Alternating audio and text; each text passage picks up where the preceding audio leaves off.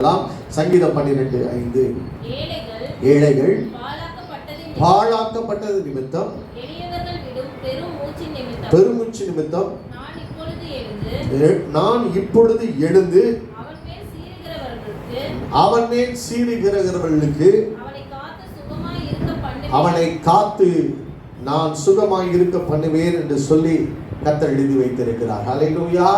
ஆண்டவர் என்ன எழுதி வைத்திருக்கிறார் என்றால் அவன் மேல் சீறுகிறவர்களுக்கு. ஹல்லேலூயா. இன்னைக்கு பல வகையான போராட்டங்களை இந்த உலகத்திலே நாம் சந்தித்துக் கொண்டிருக்கிறோம். ஹல்லேலூயா. ஏன்னா ஆண்டவர் எழுதி வைத்திருக்கிற அந்த உலகத்துல உபத்திரவங்கள் என்பது உண்டு. ஹல்லேலூயா. ஒரு சிலவங்க சொல்ற மாதிரி ஐயா ஸ்தோத்திரம் நமக்கு உபத்திரவம் கிடையாது, பிரச்சனைகள் கிடையாது, போராட்டங்கள் கிடையாது அப்படின்றதுலாம் இல்லை. ஐயா ஸ்தோத்திரம் நமக்கும் உபத்திரவங்கள் உண்டு. துன்மார்க்கனுக்கும் அதே காரியம் தான் சம்பவிக்கிறது, நீதிமானுக்கும் சன்மார்க்கனும் அப்படிப்பட்ட காரியங்கள் தான் சம்பவிக்கிறது என்று சொல்லி ஞானி எழுதி வைத்திருக்கிறார். ஆகவே உபத்திரவங்கள் உண்டு. ஆனா ஆண்டவர் இங்க என்ன வாக்கு பண்ணுகிறார்? நான் எழுந்து அவர்களுக்கு விரோதமாய் சீறுகிறவர்களுக்கு நான் அவர்களை காத்து நான் சுகமாய் இருக்க பண்ணுவேன் என்று ஆண்டவர் நமக்கு வாக்கு பண்ணுகிறார். ஹல்லேலூயா. அப்படியானால் இங்கே பல வகையான சீறுகிறவர்களை நம்ம பார்க்கிறோம். ஒண்ணு, எங்க இருந்து பிரச்சனை வருது? ஐயா சொல்ற பொல்லாத மனிதர்கள் ஐயா இந்த உலகத்தில் வாழ்ந்து கொண்டு இருக்கிறார்கள். பேடியாளர்களுடைய மக்கள்கள் அவங்க இந்த உலகத்தில் வாழ்ந்து கொண்டு இருக்கிறாங்க. துன்மார்க்கன் என்று சொல்லி தேவன் சிலரை வைத்திருக்கிறார். அவர்கள் நமக்கு விரோதமாக எழும்பத்தான் செய்கிறார்கள். ஹல்லேலூயா. நீங்க எவ்வளவு நீதியான வாழ்க்கை வாழ்ந்தாலும், நியாயமான வாழ்க்கை வந்தாலும், ஐயா வேத பிரமாணத்தின்படி வாழுகிறவன், நீதிமொழிகள் சொல்லி இருக்கிறது, அவன் துன்மார்க்கரோட என்ன செய்யறானா?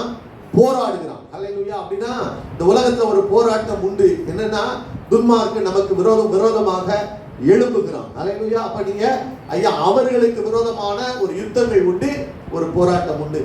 அது மாத்திரமல்ல, இயற்கை சீற்றங்கள், இயற்கையின் காரியங்கள். ஐயா ஸ்தோத்திரம் அக்கறைக்கு போவோம்னு சொல்லி ஆண்டவர் தான் சொன்னாரு.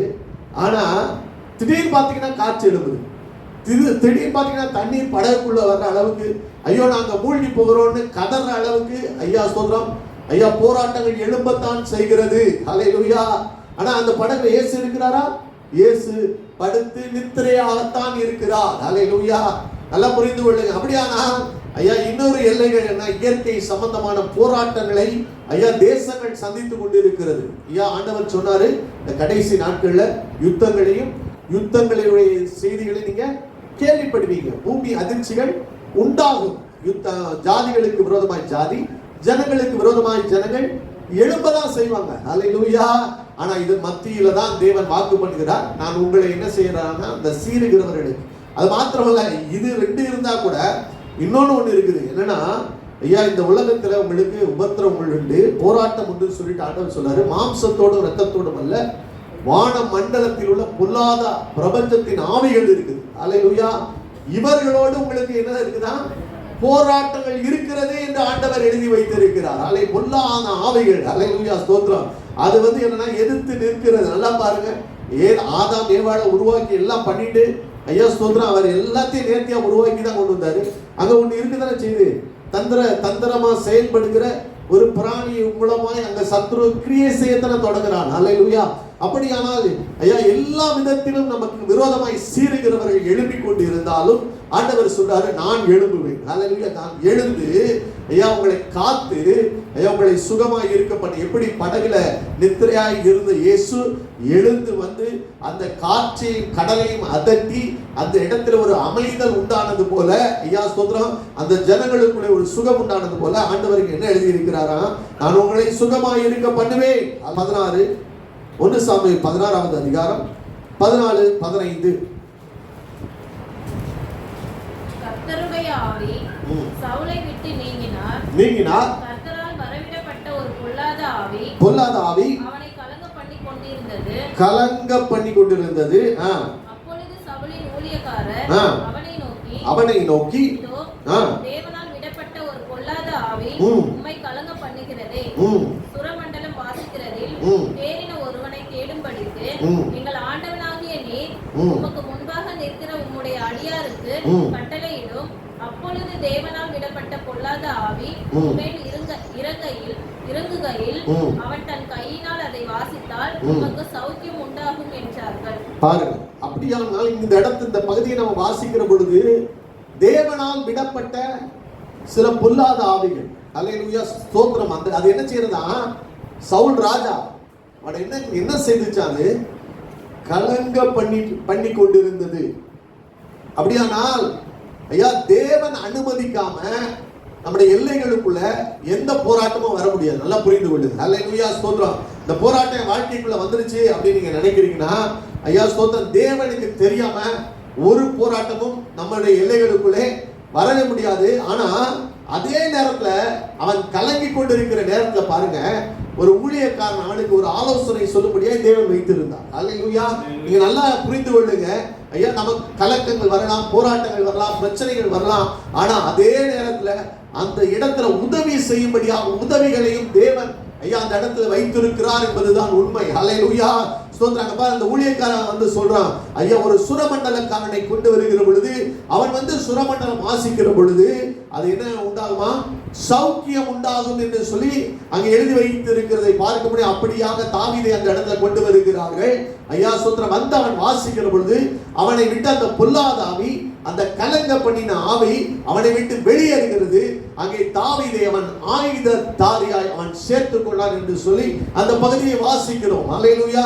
நிறைய இடங்களை நீங்க பாருங்க, ஒரு நாகமான் என்கிற ஒரு குஷ்டரோகி அவன் ஒரு சேனை அதிபதி, ஒரு தலைவனாய் இருக்கிற பொழுது அந்த இடத்துல பாருங்க, கர்த்தர் அவனை விடுவிக்கும்படியாக ஐயா ஸ்தோத்திரம் ஒரு சிறு பெண்ணை அந்த இடத்துல சொல்லி கொண்டு அனுப்பி அவன்கிட்ட சொல்றா, இப்படி எங்க தேசத்துல இப்படி ஒரு தீர்க்கதரிசி இருக்கிறார், அவர்கிட்ட போனா உனக்கு சுகம் உண்டாயிரும் அப்படின்னு சொல்லிட்டு, ஐயா எங்க போராட்டம் இருக்குது, ஆனா போராட்டத்துக்குரிய வழிகளை, விடுவிக்கிற வழிகளையும் தேவன் நிச்சயமாகவே வைத்திருக்கிறார். அவன் நினைச்சிருக்கலாம், நான் யாரு, நான் சேனை அதிபன், நான் ஒரு தலைவன், ஐயா என்னை இவ்வளவு பெரிய பொசிஷன்ல வச்சிருக்கிறாங்க, நீ யாரு, ஒரு அடிமை பெண். ஐயா நீ அதுவும் எந்த தேசத்துல சொல்றன்னா, நாங்க சீரியா தேசத்துல வாழ்கிறவங்க, அவ இஸ்ரவேல் தேசத்துல உள்ள ஒரு அடிமை பெண். நீ சொல்லி நான் ஏன் கேட்கறது, அங்க போய் நான் பாக்குறது, அப்படியெல்லாம் கூட. இப்ப இஸ்ரவேல் ராஜாக்கு இந்த தகவல் வந்தவன அவன் சொல்றான், இவங்க வேவு பார்க்க தான் இப்படிப்பட்ட ஒரு பிளானை பண்ணிட்டு வர்றாங்களோ, இப்படி தேசத்துக்குள்ள வர பிளான் பண்றாங்களோன்னு சொல்லி அவன் சந்தேகப்படுறான். ஆனா நாகமானுடைய வாழ்க்கையில பாருங்க, ஆக்சுவலா தேவன் சில வெளிகளை வைக்கிறார். ஐயா சொல்றான், அந்த நேரத்தை பாருங்க, அதை ஏற்றுக்கொண்டு ஐயா தனக்கு சுகம் கிடைக்கும் என்று சொல்லி நம்பி அவன் கடந்து வருகிற பொழுது தேவன் அவன் குஷ்டரோகத்தை அவன் சுகப்படுத்துகிறார். அல்லேலூயா, ஸ்தோத்திரம். அநேக நேரங்களிலே ஐயா போராட்டங்கள் பிரச்சனைகள் இருந்தாலும் பாத்தீங்கன்னா தாவீதுகிட்ட சொல்லி அனுப்புறார். நீங்க சவுலுடைய வாழ்க்கையில் நீங்க எடுத்து பாருங்க, பிரச்சனைகள் வருகிறது, போராட்டங்கள் வருகிறது, கோலியாத் நின்று கொண்டு இருக்கிறான். தகப்பன் அனுப்புறார், போ அந்த இடத்துல போய் உன் சகோதரர்களை விசாரித்து கொண்டு வா, அவங்க சௌக்கியமா அப்படின்னு சொல்லிட்டு அவங்களை விசாரிக்கும்படியாக, அல்லேலூயா, உங்களையும் என்னையும் விசாரிக்கும்படியாக ஐயா ஸ்தோத்திரம் அநேக வேளைகளிலே மனித தயவுகளையும் ஐயா ஸ்தோத்திர சகாயங்களையும் தேவன் அனுப்புவதற்கு உண்மை உள்ளவராய் இருக்கிறார். அல்லேலூயா. ஆகவே ஸ்தோத்திரம், அவர் உண்மை உள்ளவர். ஐயா உனக்கு விரோதமாக சீறுகிற, நீங்க சீறிக்கொண்டிருக்கிற, உன்னை வீழ்த்தும்படியாக, உன்னை அழிக்கும்படியாக, உன்னை அச்சுறுத்திக் கொண்டிருக்கிற எல்லா கலங்கப்படுகிற வல்லமைகளையும் கர்த்தர் இன்னைக்கு முறியடிக்கும்படியாகத்தான் இன்றைக்கு எழுந்தருள போகிறார். அல்லேலூயா. உன்னை நான் சுகமாய் இருக்க பண்ணுவேன் என்று ஆண்டவர் எழுதி வைத்திருக்கிறார் அல்லவா, அந்த சுகத்தை கர்த்தர் நிச்சயமாய் அவர் உங்களுக்கும் எனக்கும் தர அவர் வல்லவராய் இருக்கிறார். இன்னொன்று கூட சேர்ந்து திருப்பிக் கொள்ளுங்கள். மார்க்கு 9வது அதிகாரம் 22வது வசனத்தை வாசி. இவனை கொல்லும்படிக்கு அது அநேகம் தரம் தீயிலும் தண்ணீரிலும் தள்ளிற்று. ஏதாயிலும் செய்யக்கூடுமானால் எங்கள் மீது மனதிறங்கி உதவி செய்ய வேண்டும் என்றான். ஒரு தகப்பன் தன் பிள்ளையை வைத்துக் கொண்டு கதறுகிறான். இயேசுவினிடத்தில் சொல்லுகிறான், ஐயா அவனை கொல்லும்படியாக அது என்ன செய்தான், தீயிலும் தண்ணீரிலும் தள்ளிற்று. அல்லேலூயா. நீங்க ஏதாகிலும் ஒரு காரியத்தை செய்ய வேண்டுமானால் எங்களுக்கு உதவி செய்யுங்க. அல்லேலூயா. இன்னைக்கு சத்துருடைய கிரியைகள் அப்படித்தான் குடும்பங்களில் வெளிப்படுகிறது, அப்படிதான் தேசத்தில் வெளிப்படுகிறது. ஐயா ஸ்தோத்திரம். இந்த பிசாசு அவனுடைய நோக்கம் என்ன, அந்த தகப்பன் சொன்னா பாருங்க, அவனை கொல்லும்படி. அதனாலதான் ஆண்டவரை எழுதி வைத்திருக்கிறார். யோவான் 10வது அதிகாரத்துல 10வது வசனத்துல திருடன் இருக்கு வரானா, அவன் கொல்ல வருகிறான், அவன் அழிக்க வருகிறான். அல்லேலூயா. அவன் மரணத்தை கொண்டு வர, ஐயா சொல்ற ஒரு ஆவிக்குரிய மரணத்தை நம்முடைய வாழ்க்கையிலே கொண்டு வருவதற்காகத்தான் திருடன் வந்து கொண்டிருக்கிறான். அல்லேலூயா, ஸ்தோத்திரம். ஆனால் ஆண்டவர் வந்த நோக்கம் என்ன தெரியுமா, ஜீவனை கொடுக்கவும் பரிபூரணம் அடையும் வந்தார். ஹல்லேலூயா. பிசாசின் கிரியைகளை அழிக்கும்படியாகத்தான் தேவகுமாரன் வெளிப்பட்டிருக்கிறார். இந்த காலகட்டத்தில் இன்னைக்கு அநேக பெற்றோர்கள் பிள்ளைகளை வைத்து இப்படிதான் பரிதவித்துக் கொண்டிருக்கிறார். அவங்களுக்கு தெரியல. இன்னைக்கு நமக்கு தெரிந்த அளவுக்கு ஐயா சொன்ன இந்த வெளிச்சத்தை புறஜாதி மக்கள் ருசி பார்க்கவில்லை. அது நிமித்தமாகத்தான் அவங்க பலவிதமான இப்படிப்பட்ட கட்டுகளிலே அவர்கள் இருந்து கொண்டிருக்கிறார்கள். ஹல்லேலூயா. இந்த ஆவி என்ன செஞ்சுச்சு பாருங்க. 9:18 வசனத்தை வாசிங்க. லூக்கா 9:18 வாசிங்க. எங்கே பிடித்தாலும் அலைக்கழிக்கிறது, நுரை தள்ளி பல்லை கடித்து சோர்ந்து போகிறான். அப்படின்னா என்ன அர்த்தம்னா, இது என்ன செய்யுமா இந்த ஆவி ஒரு மனுஷனுக்குள்ள அது வருகிற பொழுது என்ன செய்தவன அலைக்கழிக்கிறது. ஹல்லேலூயா. அவனால நிலையா ஒரு காரியத்தை முடிவெடுக்க முடியாதபடி இந்த ஆவிகள் என்ன செய்கிறது? ஐயா ஸ்தோத்திரம். அவனை இருளுக்குள்ளே வைத்து நடத்துகிறது. அவன் என்ன செய்யறது? அலைக்கழிக்கிறது. அதனாலதான் ஆண்டவர் சொல்றார், மாம்சத்தோடும் இரத்தத்தோடும் உங்களுக்கு யுத்தம் அல்ல. அல்லேலூயா. இன்னைக்கு நம்ம என்ன செய்யறோம்னா, நம்ம சில நேரங்கள்ல அப்படிப்பட்ட மனிதர்களோடு நம்ம மாம்சத்தை யுத்தம் பண்ணி கொண்டு இருக்கிறோம். அல்லேலூயா ஸ்தோத்திரம். ஏதாவது ஒரு காரியத்தை நம்ம செஞ்சலாம் சொல்லிட்டு மாம்சத்தோடு போராடி கொண்டு இருக்கிறோம். அதனாலதான் ஆண்டவர் சொல்றாரு, ஐயா ஸ்தோத்திரம், இது மாம்சத்தோடு பண்ணுகிற யுத்தம் அல்ல. சில காரியங்களிலே ஐயா ஆவிக்குரிய யுத்தங்கள் இருக்கிறது. வான மண்டலத்து பொல்லாத ஆவிகள் சேனைகள் சில நேரங்களில் யுத்தம் பண்ணி கொண்டு இருக்கிறது. பிரபஞ்சத்தின் லோகாதிபதிகள் என்று சொல்லி இருக்கிறது, துரைத்தனங்கள் என்று சொல்லி இருக்கிறது, அதிகாரங்கள். இது கூட நீங்க யுத்தங்கள் இருக்கிறது. ஹல்லேலூயா. அதனால ஆண்டவர் சொன்னாரு, சர்வாயுத வர்க்கத்தை எடுத்துக்கொண்டு நில் அப்படின்னு சொல்லி ஆண்டவர் சொன்னார். கடந்த நாட்கள் அந்த 3வது வார கூட்டம் நடந்து முடிஞ்சிச்சு. ஒரு பாஸ்டர் சொன்ன சாட்சியை நான் சொல்றேன். அங்க வந்திருந்த ஒரு பாஸ்டர் முடிஞ்சு வீட்டுக்கு போய் படுத்திருக்காரு. எப்பயும் நாங்கெல்லாம் ஒன்னா தான் வீட்டுக்கு போவோம். அவர் அன்னைக்கு சரி பாஸ்டர் நீங்க போங்க, நாங்க லேட் ஆகிற மாதிரி தெரியுது அப்படின்னு சொல்லிட்டு அவங்களை அனுப்பிட்டேன். ஆனா திடீர்னு 1 மணிக்கு நைட்டு கால் வந்திருக்கு. எங்க இருந்து? சபையில இருந்து வந்திருக்கு. அவங்க ஒரு கிராம பகுதியில் சபை வச்சிருக்கிறாங்க.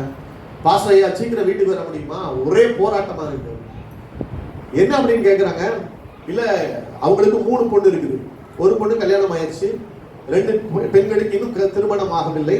அவங்க சொல்றாங்க, அந்த 2வது பெண்ணை பயங்கரமா பிசாசு பிடிச்சி பயங்கரமா போராடுது, அவ எல்லாரையும் அடிக்கிறா, அவளுடைய நிலையிலே இல்லை, அது அவளை அலைக்கழிக்கிறது அப்படின்னு சொல்லி சொல்றாங்க. அப்படின்னா நார்மலா இருக்கிற நிலைமை எல்லாருக்கும் தெரியும். ஆனா ரொம்ப மூர்க்கமா வித்தியாசமா செயல்படுகிறத பார்க்கிறோம் அப்படின்னு சொன்ன உடனே பாஸ்டர் சொன்னாரு, இப்பதான் நான் படுத்தேன். இப்போ எனக்கு வண்டி வாகனம் அங்கே வர்றதுக்கு வசதிகள் இல்லை, இரவு நேரம் இருக்குது, ஒய்ஃபுக்கும் கொஞ்சம் வீசிங் ட்ரபிள் மாதிரி இருக்குது, அதனால நாங்கள் இங்கே உட்காந்து ஜெபம் பண்ணுறோம் அப்படின்னு சொல்லிட்டு நீங்கள் அவங்கள எப்படியாவது சபைக்கு கூட்டிகிட்டு வந்துடுங்க அப்படின்னு சொன்னால் சபைக்கு பிடிச்சு கூப்பிட்றாங்கன்னா எல்லாரையும் போட்டு அடிக்கிறாங்க. வர முடியாதுன்னு சொல்லிட்டு கடைசியில் என்ன செய்கிறாங்க, கட்டி பிடிச்சி இழுத்து கொண்டு வராங்கன்னா அந்த பிசாசுக்கு சத்தப்படுதான், அவங்கள ஜெபிக்கிறத நிப்பாட்ட சொல்லு. அல்லேலூயா. அது உள்ள இருந்து அது கத்துது, அது அலைக்கழிக்கிறது. இது யாரும் சொல்ல ஒரு புறஜாதி மார்க்கம் கிடையாது. அபிஷேகம் பண்ணப்பட்டவர்கள், சபைக்கு ஒழுங்கா போகிறவர்கள், சத்தியத்தை அறிந்தவர்கள். அதனாலதான் பைபிள் என்ன சொல்லுது தெரியுமா, பிசாசுக்கு இடம் கொடாதிருங்கள். அல்லேலூயா. நம்ம இடம் கொடுக்கிற பொழுது அது என்ன செய்கிறது, அவங்க என்ன செய்யுது, அலைக்கழிக்கிறது. அப்ப ஆனா அதுக்கு தெரியுது ஜெபிக்கிறாங்க, அதுக்கு தெரியுது அங்கே ஜெபிக்கிறது நிமித்தமாக தனக்கு ஒரு ஆபத்து நேரிட போகிறது என்பது அவனுக்கு தெரியுது. அதனால இயேசு கிறிஸ்து வந்த உடனே அது கத்துது, உமக்கும் எனக்கும் என்னன்னு கேட்குது. ஹல்லேலூயா. என்னை காலத்துக்கு முன்பாக துரந்தவா இந்த இடத்துல வந்தீர் அப்படின்னு சொல்லிட்டு அதுக்கு அடையாளம் கண்டுகொள்ளுகிறது. அப்ப அவங்க கத்துறாங்க. பிற கடைசியில் என்ன செய்யறாங்க, சில பிசாசுக்கு அலைக்கழிக்கிற பொழுது அந்த வேதனையில் இருக்கிறவங்களுக்கு தான் அந்த வழிகள் தெரியும். அல்லேலூயா. சில நேரங்கள் நம்ம ஈஸியா சொல்லிடலாம், ஆனா அவங்க என்ன செஞ்சுட்டாங்க பாருங்க, அங்க இருந்து அவங்கள கூப்பிடுறதுக்கு 2 பேர் இங்க வந்துட்டாங்க. அவங்க வீட்டுக்கே வந்துட்டாங்க. பாஸ்டர் நீங்க எப்படியே இல்லாட்டி என்ன நடக்குது தெரியல, என்ன ஆச்சுன்னா சர்ச்சுக்குள்ள கொண்டு வந்தவொடனே நாங்க ஜெபிக்க ஆரம்பிச்சோன்னா அது என்ன செய்யுது, பாம்பு மாதிரி வளைஞ்சு கடைசியில அந்த ஜன்னல் வழியா ஏறி லாக்ல போய் உட்கார்ந்துருச்சு. அல்லேலூயா. அலைக்கழிக்கிறது. மனுஷனை அலைக்கழிக்கிறது, போக மாட்டேன் என்று சொல்லுகிறது. அது சொல்லுகிறது, இந்த மகளுடைய உயிரை வாங்காம நான் போக மாட்டேன். என்னன்னு நீங்க நல்லா பாத்தீங்கன்னா, இவங்க போறாங்க, பிரேயர் பண்றாங்க. அது சொல்லுது, அந்த இடத்துக்காக அவங்க வாங்கி இருக்கிற அந்த இடம், அந்த குடும்பம் 3 பெண்கள் பயங்கரமான கஷ்டத்துல இருந்தவங்க. ஆனா ஆண்டவரை ஏற்றுக்கொண்டு வந்தாங்க. தகப்பன் ஒரு குடிகாரர். அது மத்தியில் அவங்க தாயாரும் அவங்க பிள்ளைகளும் ஆண்டவரை ஏற்றுக்கொண்டு அவங்க வந்தது நிமித்தமாக தேவன், நான் அவங்க வீடு பிரதிஷ்டைக்கெல்லாம் கூட போயிருக்கேன். ஏன்னா வீட்டை கட்ட வச்சு அந்த பிள்ளைகளுடைய வாழ்க்கையை கொஞ்சம் கொஞ்சம் ஸ்திரப்படுத்தி கொண்டு வருகிற நேரத்துல ஐயா சத்ரு அவங்க என்ன செய்யறாங்க, செய்வினை செய்கிறாங்க. என்ன செய்யறாங்க, இவங்களுடைய அந்த இடத்தை அபகரிக்கும்படியாக. அது மாத்திரமல்ல ஐயா சொல்ற, அந்த பிள்ளைகளுடைய வாழ்க்கை கட்டப்படக்கூடாது என்று சொல்லி அவர்களுக்கு விரோதமாக செய்வினையை செய்து நிமித்தமாக அந்த பிள்ளை ஆட்கொள்ளப்படுகிறாள், அலக்களிக்கிறது. அல்லேலூயா. இன்றைக்கும் தேசத்திலே மாந்திரிகங்கள், செய்வினைகள், நல்லா இருக்கிற குடும்பம் தான், நல்லா இருக்கிற பிசினஸ் தான். ஆனா ஐயா அழிந்து போகிற தேவ பாதுகாப்பு இல்லாமையினாலே ஏதோ ஒரு இடத்துல இடம் கொடுத்தது நிமித்தமாக நீங்க அலக்களிக்கப்பட்டு ஒன்றுமில்லாமல் போகிறத நம்ம பார்க்க முடிகிறது. ஹல்லேலூயா. அவங்க போறாங்க, போய் கடைசியில அவங்க பேசி ஜெபம் பண்ணி அவங்க 1 மணி நேரம் 2 மணி நேரம் போராடி அந்த காரியங்களில் இருந்து அவங்களை விடுவிக்க வேண்டியதாக இருக்கிறது. ஹல்லேலூயா. நம்ம நினைக்க கூடாது, நான் இயேசுவின் பிள்ளையா வந்துட்டோம், இயேசுவின் காரியங்களை எப்படியும் வாழ்ந்துடலாம், இந்த உலகத்தை எப்படி நம்ம இருந்துட்டோம்னா நம்மளை பிசாசு தொட முடியாது, உனக்கு விரோதமாய் உருவாக்கப்படுகிற ஆயுதங்கள் வாய்க்காதே போகும் என்று சும்மா வேத வசனத்தை நம்ம சொல்லிட்டு போயிடும். ஆனா வேத வசனத்தின்படி வாழுகின்ற வாழ்க்கை ஐயா இல்லை.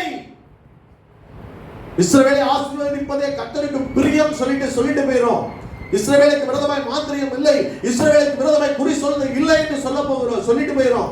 ஆனா ஆண்டவர் ஐயா பிணையாம் சொல்றான், இவங்க யவன ஜனம் தான், காண்டாமிருகத்துக்கு ஒத்த பலன் உள்ளவங்க தான். ஆனா மோவாபிய ஸ்திரியை அவர்கள் நடுவில் அனுப்பு, அவர்கள் போய் ஐயா ஸ்தோத்திரம் அவங்க கூட வேசித்தனம் பண்ணி ஐயா விடுகிற பொழுது ஐயா ஸ்தோத்திரம் அந்த இடத்துல பாதுகாப்பை இழந்து போகிறார்கள். ஹல்லேலூயா. தேவன் கைவிட்டு விடுகிறார். ஹல்லேலூயா. அந்த இடத்திலே அவர்கள் தோல்வியை சந்திக்கிறார்கள். பிள்ளையாம் அப்படிதான் அநீதியின் கூலியை விரும்பி அங்க ஒரு ஆலோசனை சொல்லுகிறான். எப்ப நம்ம எவ்வளவு ஜனம் இந்த வார்த்தையின்படி வாழுகிற பொழுதுதான். அதனாலதான் ஆண்டவர் எழுதி வச்சிருக்கிறார், பிசாசுக்கு இடம் கொடாதிருங்கள், உங்களுக்கு போராட்டம் உண்டு. அல்லேலூயா. கடைசியில விடுதலை பெறுகிறார். இங்க பாருங்க, ஒரு மகனை அது அலக்களிக்கிறது. அவன் அடிக்கடி என்ன செய்யறான், சோர்ந்து போறான். சோர்வு வந்துருச்சுன்னா ஏதாச்சும் ஒரு வேலையை செய்ய முடியுமா? அநேக மன சோர்வுகளை கொண்டு வருவதுதான் வியாதிக்கே காரணங்கிறார். பிசாசின் கிரியைகள் அப்படிதான். நீங்க அநேக வாலிப பிள்ளைகளை பாருங்க, சாப்டர் கம்பெனில எடுத்து பாருங்க, நீங்க டிப்ரெஷன், அந்த மன வியாதி அப்படின்றது ஐயா இன்னைக்கு அநேகமா பெருகி கொண்டிருக்கிற ஒரு காரியம் வாலிபர்கள் மத்தியில. என்னன்னா ஐயா ஸ்தோத்திரம், அவங்களால சரியா சிந்திக்க முடியாது, அவங்களால தூங்க முடியாது, தேவையற்ற கனவுகள், இருதய தத்தளிப்புகளை உண்டாக்கி விடுகிறது. அது நிமித்தம் அவங்க எதிர்காலங்கள் பாதிக்கப்பட்டு விடுகிறதாய் மாறி விடுகிறது. ரூம்குள்ளே பூட்டிட்டு உட்கார்ந்துருப்பாங்க. அல்லேலூயா. அவங்களுக்குள்ளே ஏதோ ஒரு காரியத்தை நெகட்டிவா திங்க் பண்ணிட்டு உட்கார்ந்துருப்பாங்க. அல்லேலூயா.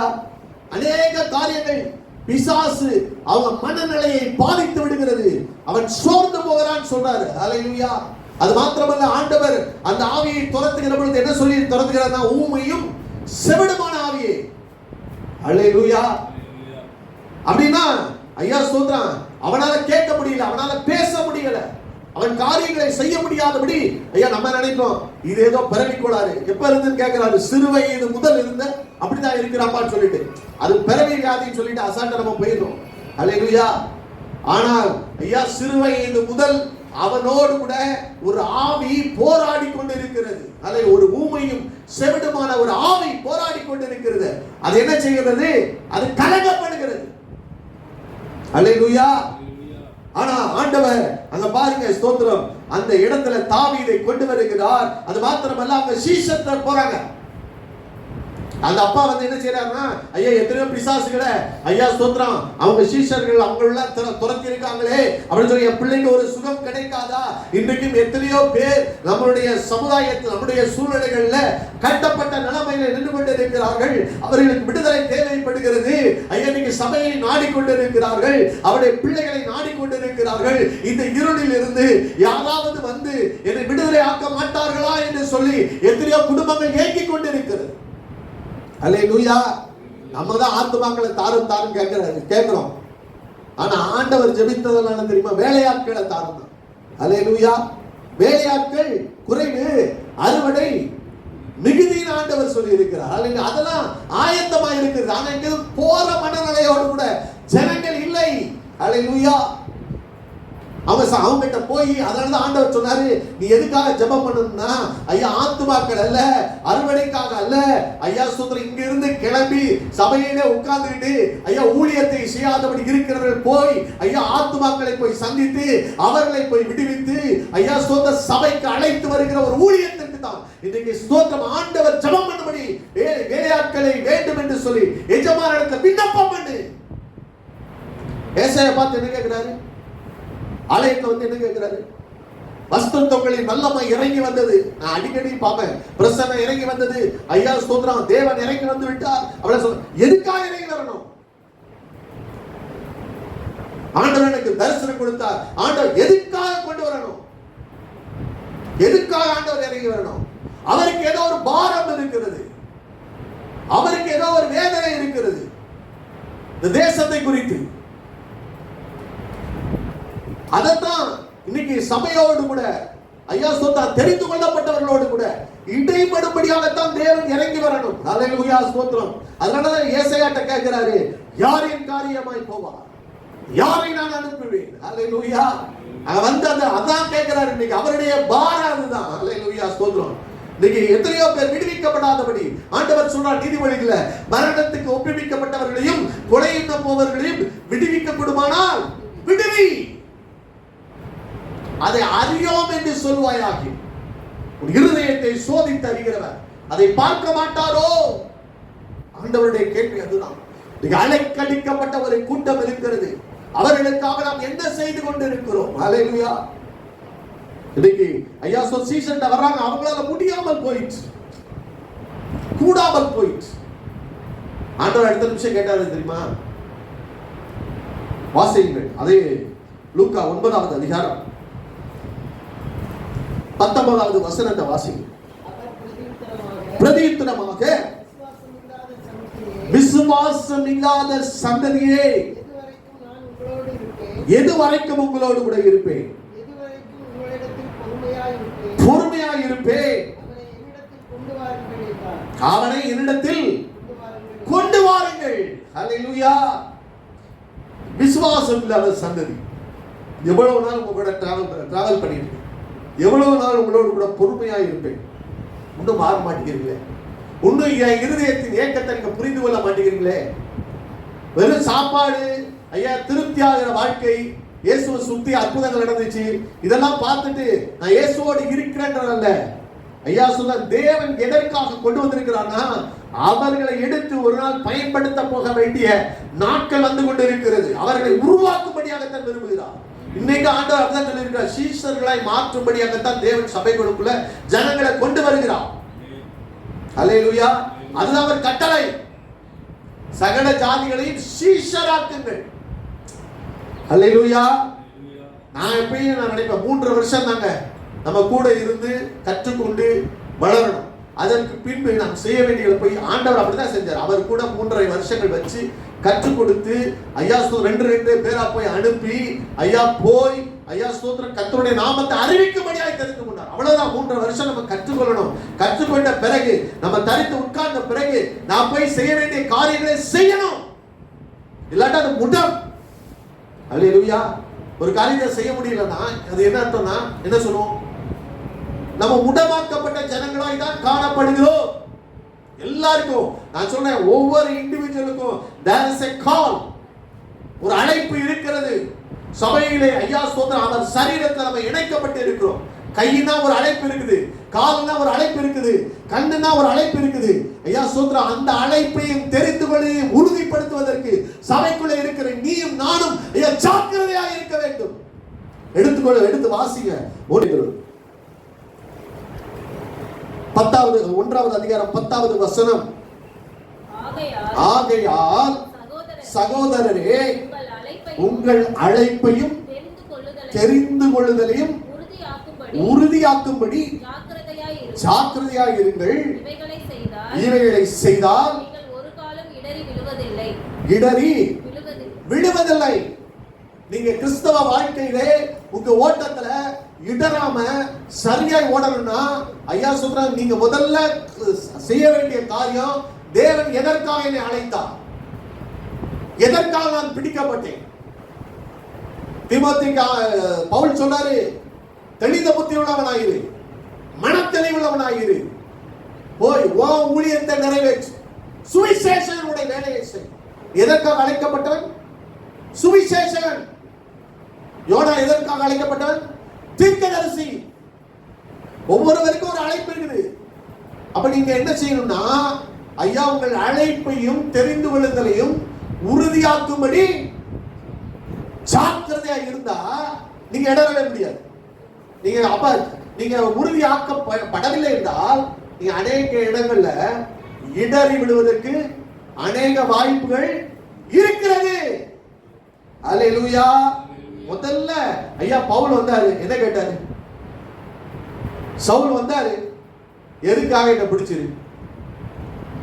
முள்ளில் உதைக்கிறது கடினம் தான், நான் துன்பப்படுத்திட்டேன், நல்லதுதான், நான் தெரியாம பண்ணிட்டேன், எல்லாம் ஒண்ணுதான். அது வரைக்கும் நான் அறியாத காலத்தில் தேவன் காணாதவர் போல் இருந்து விட்டார், அவ்வளவுதான். ஆனா இப்ப யாவரும் மனம் திரும்பும்படி கர்த்தர் அழைக்கிறார். அல்லேலூயா. இப்ப நீங்க அறிஞ்சிட்டீங்க. முதல்ல கேட்கிறார், நான் என்ன செய்ய சித்தமாக இருக்கிறேன். நமக்குள்ள அந்த காரியம் இருந்துட்டு, இன்னைக்கு என்னை சர்ச்சு கூட்டு போறீங்க, நீங்க கூட பேசுங்க, நான் என்ன செய்யணும், எதற்காக நான் பிடிக்கப்பட்டு இருக்கிறேன். அல்லேலூயா.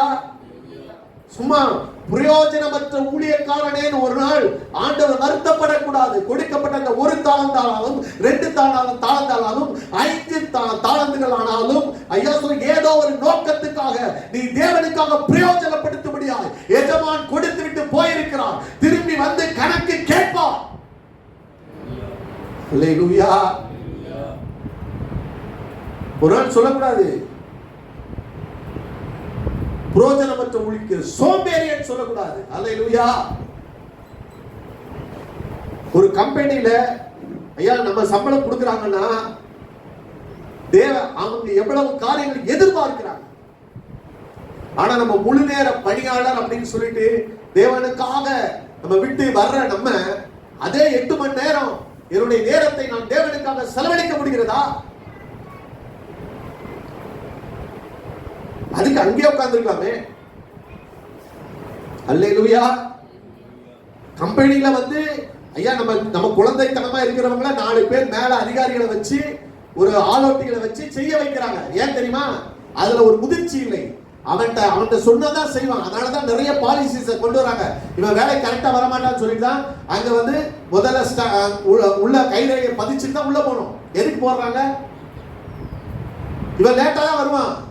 இவனை அசால்ட்டா விட்டோம்னா ஐயா அதனாலதான் சபைகளிலே கூட மூப்பர்களை வைக்கிறார்கள். எதுக்கு? குறைவுகளை நிறைவாக்கும்படி சொல்லதான் செய்வாங்க. சரியில்லைனா அல்லேலூயா. என்ன பண்ணிக்கிட்டு இருக்க? என்ன செய்யணும்? 4 பேர் நம்மளை கேட்கிற அளவுக்கு நம்ம இருக்கிறோம்னா ஐயா நம்ம ஒழுங்கு இல்லை. அதனாலதான் ஆண்டவர் ஒழுங்கில்லாதவர்களுக்கு புத்தி சொல்லுங்கள். அல்லேலூயா. ஆனா ஒரே ஒரு யோசிச்சு பாருங்க, சரீரமான சபையிலே நாம் அவயங்களா இருக்கிற இடத்திலே அவயங்கள் ஒன்றுக்கு ஒன்று செயல்படாவிட்டா என்ன நடக்கும்? வளர்ச்சி வராது, சபை வளராது. அவங்க பணியை உணர்ந்து தேவ சித்தத்தை செய்கிற பொழுதுதான் ஐயா தேவ சபையானது அது வளர்ச்சி பெறுகிறது. அல்லேலூயா. ஆகவேதான் உங்கள் குறைவுகளை நீக்கும்படி தேவன் சபைகளுக்குள்ளே தீர்த்துட்டதான் சொல்றாரு. பவுல் சொல்றாரு, நீ மூப்பர்களை அந்த இடத்துல ஏற்படுத்தி அங்கே குறைவுகள் இருக்கிறது ஐயா ஸ்தோத்திரம், அவர்கள் அடங்கி இருக்க வேண்டும். மூப்பர்களுக்கு அடங்கி இருக்க வேண்டும். எது வரைக்கும்? ஏற்ற காலத்திலே அவர்களை உயர்த்தும்படிக்கு அவருடைய பலத்தை கைக்குள்ள அடங்கிரு. அல்லேலூயா.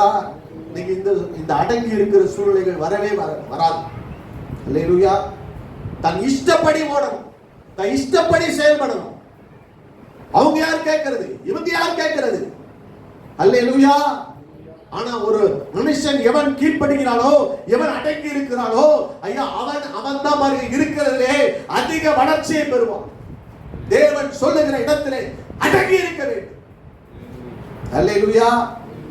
அப்பதான் கம்பெனியில, நீங்க ஒரு கம்பெனியில சாதாரணமா ஒரு லீடர் இருக்காரு, ஒரு ப்ராஜெக்ட் மேனேஜர் இருக்காரு, அவருக்கு கீழே அடங்கி இருந்ததா அவன் வந்து ப்ரொமோஷனுக்கு ரெக்கமெண்ட் பண்ணுவான். அல்லேலூயா. அவன் எதுக்காக வைக்கப்பட்டிருக்கிறான்? ஒரு ப்ராஜெக்ட் மேனேஜர் எதுக்கு வச்சிருக்கானா? தன் கம்பெனியை காப்பாற்றும்படி, தன் கம்பெனியை நல்ல முறையில் நடத்தும்படியாக, அந்த சமுதாயத்துல ஒரு அங்கீகாரம் என் கம்பெனிக்கு வரணும்னு சொல்லி எவன் ஒரு வைராக்கியமா அந்த கம்பெனிக்காக உழைக்கிறானோ அவனை தான் கூட ப்ராஜெக்ட் மேனேஜர் போடுவான். இவன் கொளுத்துட்டு இவன் நல்லா வாழ்ந்துட்டு ஐயா ஸ்தோத்திர கம்பெனி எப்படி போற அவனை கொண்டு எவனும் லீடர்ஷிப்ல போட மாட்டான். அல்லேலூயா. அங்க உழைக்கணும்.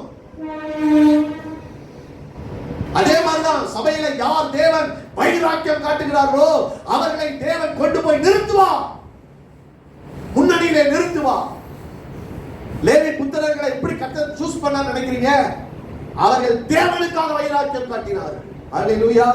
அதனாலதான் ஆலயத்தில் நின்று வாசல் காக்கிறவர்களை கொண்டு வந்து நிறுத்தினார்.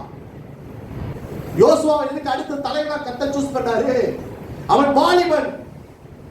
அந்த இடத்துல ஆசாரிப்பு கூடாரத்தை விட்டு விலகாது இருந்தான். அன்னைக்கு ஆண்டவர் சொன்னாரு, ஐயா இவங்கெல்லாம் ஆசாரிப்பு கூடாரத்துக்குள்ள வரக்கூடாது, அதை பேர்த்து கொண்டு வெளியே போடு, ஏன்னா இவங்களுக்குள்ள பரிசுத்த குலைச்சல் இருக்கிறது சொன்ன இடத்துல ஒரே ஒரு வாலிபன் ஆசாரிப்பு கூடாரத்தை விட்டு விலகாது இருந்தான். அவன் யோசுவா.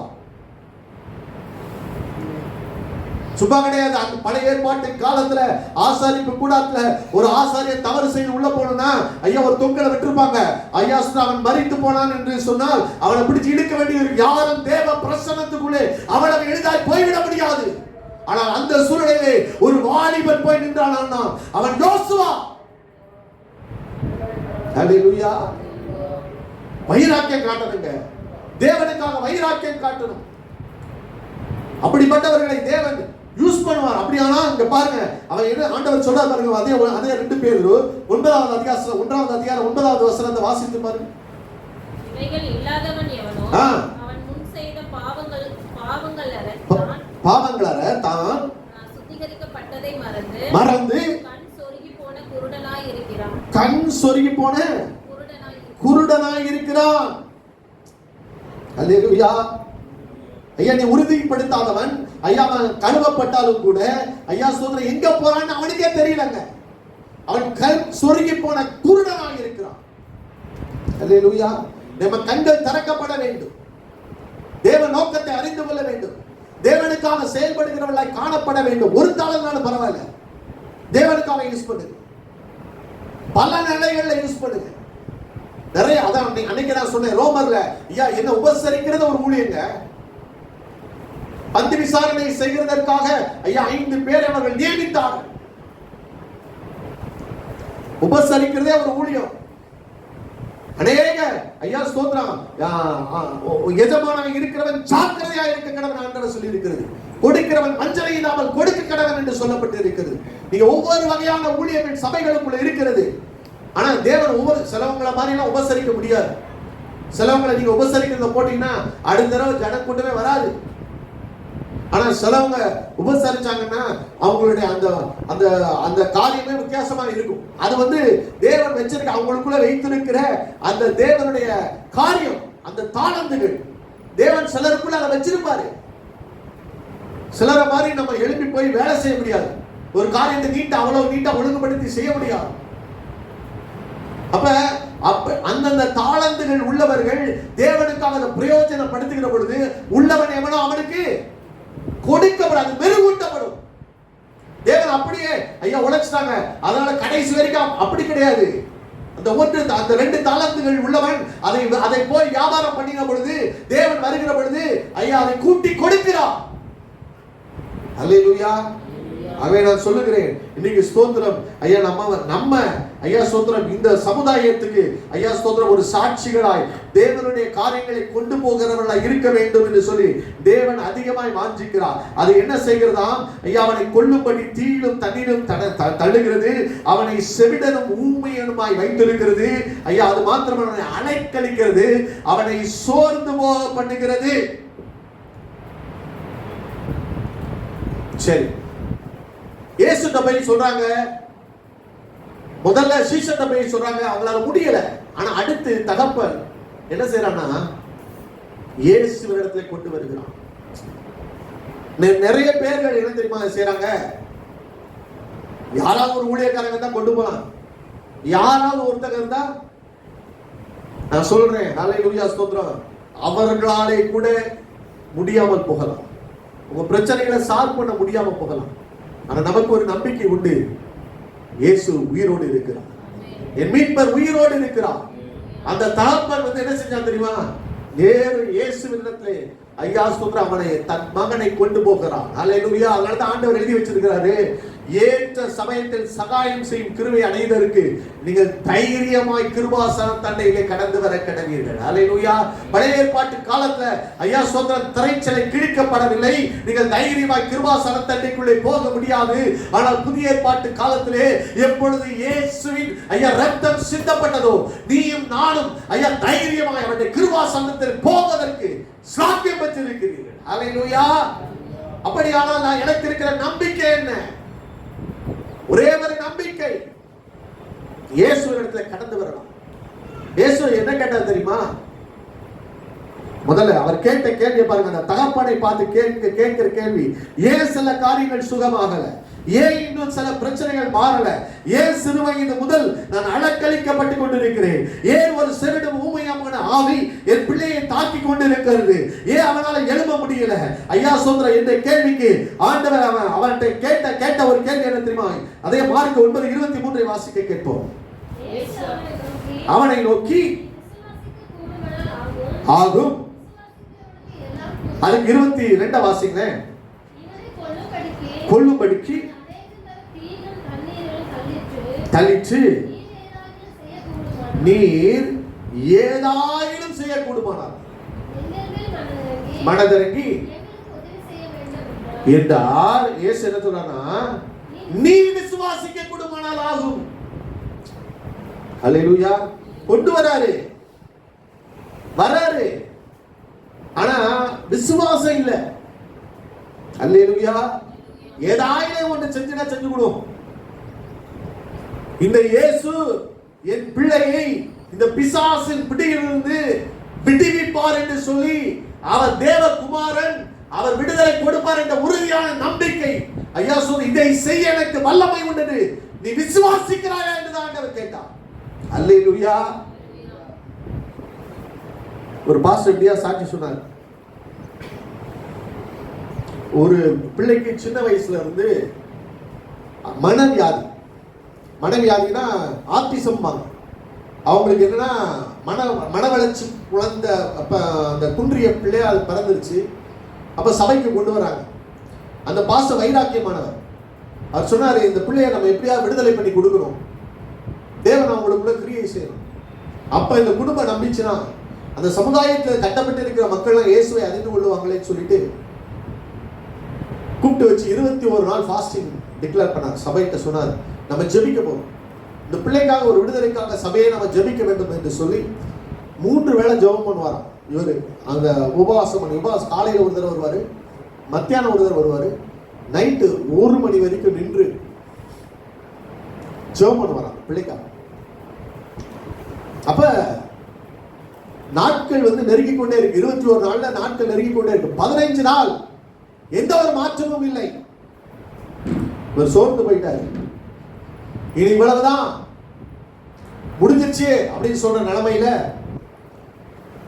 நைட் ஆண்டவர் சொன்னாராம், ஆண்டவரே எனக்கு பலனெல்லாம் போயிடுச்சு, அதாவது நம்ம பண்ற ஜபத்துல ஏதாவது ஒரு சின்ன மாற்றம் தெரிஞ்சாதானே நமக்கு ஒரு விசுவாசம் இருக்கும். இன்னைக்கு நம்ம ஜெபம் பண்றோம், ஏதோ ஒரு அசைவாத இருக்கணுமே, ஒண்ணுமே இல்லையே அப்படின்னு சொல்லும் போது அடுத்த நாள் காலையில அவங்க ஜெபம் பண்றாங்க. அப்ப அங்க ஒரு சகோதரி ப்ராஃபட்டிக்கல் கிஃப்ட் உள்ளவங்க, அவங்க எழுப்பி ஒரு ப்ராஃபஸி வருதான். அவங்க பிரேயர் பண்ண ஆண்டவர் ஆவியானவர் திடீர்னு பேசுறாங்க, இது சுகமாகாது. என்ன ஆண்டவரே? அவன் சொல்றாங்க, நீ இயேசுவை குறித்து அந்த அவங்க கிட்ட சொன்னியா? இயேசு என்கிற அந்த நம்பிக்கை இல்லாமல் அவர் உட்கார்ந்து இருக்கிறார்கள். இயேசுவை குறித்து அவர்களுக்கு முதலாவது பிரசங்கி, நான் தேவனுடைய குமாரன் என்பதை பிரசங்கி அப்படின்னா. விடுதலை எது தெரியுமா? வந்து உட்கார்றதால விடுதலை கிடையாது. ரோமர் 10வது அதிகாரம் 9-10 இப்படி சொல்லுகிறது, வாசித்து பாருங்க, எப்ப ரட்சிக்கப்படுவோம் என்று சொல்லி. ரோமர் 10:9-10 வசனங்களை வாசிக்க கேட்போம். என்னவென்றால் வாயினாலே அறிக்கையிட்டு தேவன் அவரை மரித்தோரிலிருந்து எழுப்பினார் என்று உன் இருதயத்தை விசுவாசித்தால் ரட்சிக்கப்படுவாய். ஹல்லேலூயா. உன் வாயினாலே அறிக்கை செய்து உன் இருதயத்திலே தேவன் அவரை மரித்தோரிலிருந்து எழுப்பி இருக்கிறார் என்று சொல்லி நீ விசுவாசித்தால் ரட்சிக்கப்படுவாய். விசுவாசிக்கப்படும், ரட்சிப்பு உண்டாக வாயினாலே அறிக்கை செய்யப்படும். அதனாலதான் ஐயா சொல்ற, வாயை அறிக்கை செய்ய வைப்பாங்க. நீ இயேசுவை நம்புகிறாயா? இயேசு தேவன் என்று, இயேசு உன் வாழ்க்கையில் எல்லாவற்றையும் செய்ய வல்லவர் என்று நீ விசுவாசிக்கிறாயா? முதல்ல உன் இருதயத்தை விசுவாசித்தாதான் ரட்சிப்பு உண்டாகும். அதற்கு அடையாளமாக ஞானஸ்நானத்தை ஐயா சோத்திர உடன்படிக்கைக்குள்ளே கடந்து போக வேண்டும். அவர் சொன்னாரா, நேரா போய் இந்த குடும்பத்துல, ஏமா இதெல்லாம் சரி, நீ முதல்ல விசுவாசிக்கிறாயா? இயேசுவை நம்புகிறாயா? இயேசுவை நம்புகிறதுனா என்ன? இயேசுவும் கடவுள் அல்ல, இயேசுவே தேவன். அல்லேலூயா. இயேசுவும் ஒருவர் அல்ல. அல்லேலூயா. இன்னைக்கு அப்படிதான், ஒண்ணு இயேசுட போவோம், இன்னொன்னு மந்திரவாதிட்ட போவோம். அல்லேலூயா. தேவன் உங்களை காட்டிலும் அவர் பொறுமையுள்ள தேவன். நீ முதல்ல எல்லாத்தையும் போயிட்டு வா. அல்லேலூயா. அவங்க விடுவிக்க கூடுமானால் விடுவிக்க. ஏன்னா கடைசியில் என்ன சொல்லுவாங்க? தேவன் விடுவிச்ச பிறகு அவங்க தான் விடுவிச்சாங்க. ஆண்டவர் சொல்றாரு, முதல்ல அவன் இருதயத்தை விசுவாசி, இவர் தேவன் என்று விசுவாசி, இவர் ரட்சகர் என்று விசுவாசி, இவர் தான் என்னை காப்பாற்ற முடியும் என்று விசுவாசி, இவர் தான் மரித்திருக்கிறார், உயிரோடு இருந்திருக்கிறார், எனக்காக அடிக்கப்பட்டிருக்கிறார், என் வியாதிகளுக்காக அடிக்கப்பட்டிருக்கிறார், என் துக்கங்களை சுமந்திருக்கிறார், என் சாபங்களை மாற்றி இருக்கிறார், பிசாசின் கிரியையிலிருந்து விடுவிக்க வந்தவர் என்பதை விசுவாசி. முதல்ல போய் சொன்னாங்களா? அப்படின்னா எல்லாவற்றையும் அந்த அம்மா விசுவாசி. ஏன்னா அவங்களுக்கெல்லாம் எத்தனையோ வருஷங்கள் அந்த சின்ன பிள்ளையினால அலக்கடிக்கப்பட்டவர், எவ்வளவோ அந்த அதனால பாடுபட்டு இருக்கிறார். எத்தனையோ காரியங்களை செய்து முடித்து விட்டார்கள், பரிகாரங்களை செய்து விட்டார்கள். இனியாவது இயேசு இவராவது ரட்சிப்பார்கள் வந்துட்டாங்க. அதனால அவங்க ஏற்றுக்கொண்டாங்க. பிரச்சனையில உச்சியில தான் இன்னைக்கு நம்ம வந்து இயேசுவை ஏற்றுக்கொள்கிறோமே தவிர, எல்லாம் செலவழிந்த பிறகு 12 வருடமாய் பெரும்பாடுகளை ஸ்திரீங்க வர்றாங்க, இயேசு நேரத்தில் வந்து வஸ்திரத்தொம்பளை போடுறாங்க. இருக்கிற வரைக்கும் அந்த பைசாவை கொண்டு வைத்தியத்தை கொடுத்து இந்த கடைசி ஏதாவது நமக்கு சுகம் கிடைச்சிடாதா? அந்த வைத்தியர் கொடுத்துட மாட்டாரா? அவங்க சொல்லுவாங்க, நீங்க அலோபதி பாக்குறீங்க, நீங்க ஆயுர்வேதிக் பார்க்கிற ஒரு டாக்டர் இருக்காரு, அவர் சூப்பரா பார்த்துருவார். அல்லேலூயா. இப்ப இயேசுவை விசுவாசித்து இருக்கிறாயா? இயேசுவை உன் உள்ளத்தில் ஏற்றுக்கொண்டிருக்கிறாயா? உன் பாவங்கள் மன்னிக்கப்பட்டு இருக்கிறதா? உன் நோய்கள் குணமாக்கும்படியாக உன் பாவங்கள் மன்னிக்கப்பட்டு இருக்கிறதா? அல்லேலூயா. ஆனா இயேசுவை விசுவாசிக்கிற பொழுது அவரால டைரக்டா கொடுக்க முடியும். நான் உனக்கு போதித்து நீ நடக்க வேண்டிய வழியை உனக்கு காட்டுவேன், உண்மையில் கண்ணை வைத்து உனக்கு ஆலோசனை சொல்லுகிற தேவன். ஹல்லேலூயா. சரியான இடத்துக்கு நான் அனுப்புவான். அதுதாங்க தேவன் மேல. ஐயா சொல்ற எசேக்கியா ராஜா போய் ஐயா தன் வியாதிப்பட்ட வேலையிலே ராம் முழுவதும் தீர்க்கதரிசி வந்து சொல்றாரு, நீங்க ராத்திரிக்குள்ள ஐயா சொல்ற முடிஞ்சிடும், வீட்டுக்காரிட்ட ஒழுங்குபடுத்து அப்படின்னு சொன்ன உடனே அவன் சுவர் பக்கமாய் திரும்பி தீர்க்கதரிசி காலை பிடிச்சு கெஞ்சலங்க. எல்லாமே இருக்கிறாங்க, அவங்க தேவன் அவர்களுக்கு வெளிப்படுத்துகிற அந்த காரியம் இருக்குது, நல்லதுதான். ஆனா ஐயா சொல்ற அவன் சுவர் பக்கம், ஏன்னா அவனுக்கும் தேவனுக்கும் ஒரு தனிப்பட்ட உறவு இருந்தது. அல்லேலூயா. அவன் போய் ஐயா ஆண்டவரே நான் உமக்கு முன்பாக, ஐயா நீங்க சொல்லுங்க நான் உத்தமமா நடந்தனா, உண்மையா நடந்திருக்கல அப்படின்னு சொல்லி அவன் கதறின பொழுது அதே தீர்க்கதரிசிய அவன் வாசல்படி தான் திரும்பி போ. அல்லேலூயா. உனக்காக காரியங்களை திருப்பி அனுப்புகிற தேவன். அல்லேலூயா. அந்த ராத்திரியில முடிவடைய பண்ணுவீர். ஐயா நமுட்டை போலவும் ஐயா தலைவரால் குருவியை போல புலம்பிக் கொண்டிருந்த ஒரு வாழ்க்கை. அல்லேலூயா. அதுதாங்க தேவனை தேடுகிற உணர்வுள்ள ஒரு இருதயம். அவர்தான் ரட்சகத்தை உறுதியாக நீ பிடித்திருக்கிறாயா? சும்மா நம்ம போயிட்டு ஏதோ ஒரு இப்படி பண்ணிட்டு அப்படி பண்ணிட்டு ஒரு காணிக்கையை போட்டுட்டு ஐயா அப்படி அல்ல. ஐயா சொல்ற காணிக்கைகள் எல்லாம் இரண்டாவது. காணிக்கைகள் எல்லாம் என்னன்னா ஐயா தேவனை அறிந்த பிறகு தேவன உணர்வுகளை கொடுக்கிற பொழுது ஐயா நான் கொடுக்கிற ஒரு காரியம், அதற்கு முன்பாக உன்னை ஒப்பு கொடுத்திருக்கிறாயா? ஹல்லேலூயா. அந்த ஒப்பு கொடுத்தல் தான் விடுதலை கொண்டு வரும். நிறைய நேரங்கள்ல ஐயா ஸ்தோத்திரம் அங்க பாருங்க, அந்த மகனால ஊமையும் செவிடுமான ஆவி அது பாதிக்கப்பட்டு இருக்கிறான், அவனால செய்ய முடியல. ஆனா இப்ப ஆண்டவர் தகப்பனை பார்த்தா கேட்கிறாரு, நீ விசுவாசிக்கிறாயா? அப்ப விசுவாசி தானே கொண்டு வந்தான், ஒரு சுகம் கொடுப்பாரு தானே கொண்டு வந்தான். அல்லேலூயா. விசுவாசம் நம்ம கொண்டு வருவானா? அதுல என்னன்னா இயேசு தேவனுடைய குமாரன் என்பதை விசுவாசிக்கத்தக்கதா. அடுத்த நிமிஷம் என்ன சொல்ல தெரியுமா? என் அவிசுவாசம் நீங்கும்படி எனக்கு உதவி செய்யும் என்று கண்ணீரோடே வேண்டிக் கொண்டார். அல்லேலூயா. முதல்ல எனக்கு ஒரு அற்புதம் நடக்கணும்னா ஆண்டவர் விரும்புகிற ஒரு காரியம் என்ன தெரியுமா? கலங்க பண்ணுகிற ஆவிகள் இன்னைக்கு இருக்கிறது, குடும்பத்தை சூறையாடுகிற காரியம் இருக்கிறது. அதன் மத்தியில் ஆண்டவர் உங்களை என்னையும் பார்த்து கேட்கிறார், நீ விசுவாசிக்கிறாயா? என்ன நடந்துச்சுன்னு தெரியுமா? அந்த அந்த குடும்பத்தை விசுவாசிச்சு அவங்க எல்லா விக்கிரகங்களையும் அப்புறப்படுத்துறாங்க. அவங்க வீட்டுல இருந்து எல்லாத்தையும் அப்புறப்படுத்தி எல்லா காரியத்தையும் கொண்டு போனாங்க. ஆனா அடுத்த நாள் அந்த போதக சொன்ன சாட்சியை நான் சொன்னேன். அந்த அந்த ஜெபிக்க அவங்க கடந்து போறாங்க. அந்த ஃபேமிலி இல்ல. எதனா கால் கொண்டு போயிட்டாங்களா, அவங்க நம்பிக்கை வச்சு போயிட்டாங்களான்னு பார்த்தா அந்த அவர் சொன்னது நான் எனக்கு ஞாபகம் இருக்கிற வரைக்கும் அந்த பிள்ளை அடுத்த நாள் வந்து பாஸ்டர் வீட்டை தட்டுதான். அது பேசிட்டான். எது முடியலையோ எது நடக்கலையோ சொல்ற அன்றைக்கே ஒரு விடுதலையை தேவன் கட்டளையிட்டு, ஒரு சுகத்தை கட்டளையிட்டு ஐயா சொன்ன அந்த உயிர் தெழுந்த வல்லமை அவர்களை தொட்டது. இயேசு மாத்திரமல்ல, இயேசுவும் ஒருவர் அல்ல, இவர் மெய்யான தேவனும் நித்திய ஜீவனுமாய் இருக்கிறார் என்பதை உன் இருதயத்தில் நீ சந்தேகப்படாமல் விசுவாசித்தால், அல்லேலூயா, இல்லாதவைகளை இருக்கிறவைகளை போல அழைக்கிற தேவன், அல்லேலூயா, ஸ்தோத்திரம், இன்றைக்கு உன் வாழ்க்கையில இருக்கிற முடியாத நிலைமைகளை உயிர்ப்பிக்க வல்லவராய் இருக்கிறார். அல்லேலூயா.